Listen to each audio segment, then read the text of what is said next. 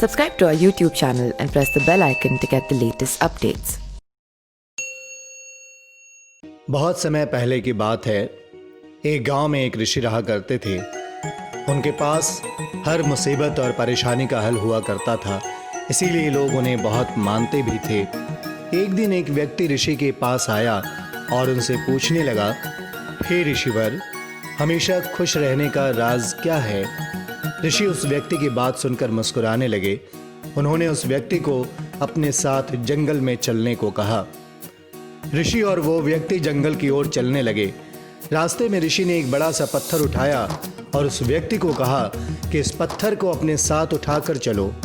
उस व्यक्ति ने ऋषि के कहने पर वो पत्थर उठाया और ऋषि के साथ जंगल की तरफ चलने लगा।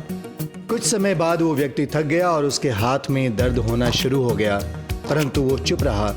लेकिन कुछ समय बीतने के बाद उस व्यक्ति से दर्द सहा नहीं गया, तो उसने ऋषि से कहा, उसे दर्द हो रहा है।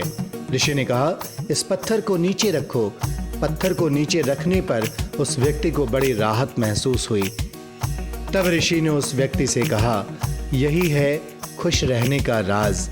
व्यक्ति ऋषि की बात समझ नहीं पाया और कहने लगा, गुरुवर, मैं कुछ समझा नहीं।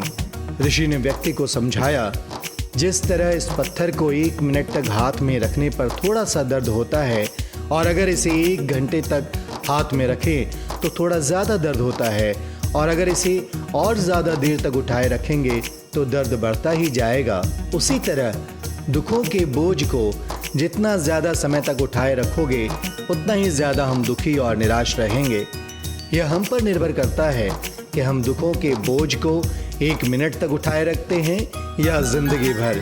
अगर तुम खुश रहना चाहते हो तो दुख रूपी पत्थर को जल्दी से जल्दी नीचे रखना सीख लो, और हो सके तो उसे उठाओ ही नहीं। Subscribe to our YouTube channel and press the bell icon to get the latest updates.